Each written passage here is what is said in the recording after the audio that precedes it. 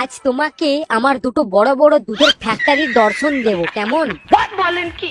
উফ, তাই নাকি? কিন্তু তোমার যে দুধের ফ্যাক্টরি আছে সেটার কথা তো লালটু কখনো আমাদের বা আমাকে কখনো বলেনি। ধুর পাগল, দুধের ফ্যাক্টরিটা তো আমার, ও জানবে কি করে? আচ্ছা আচ্ছা বৌদি, তোমার এই দুধ কতজন খেয়েছে? বলেন কি? তুমি প্রথম উদ্বোধন করবে।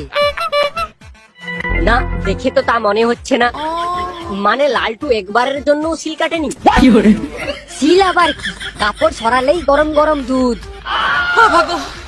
উফ, কই দেখি তোমার দুধ।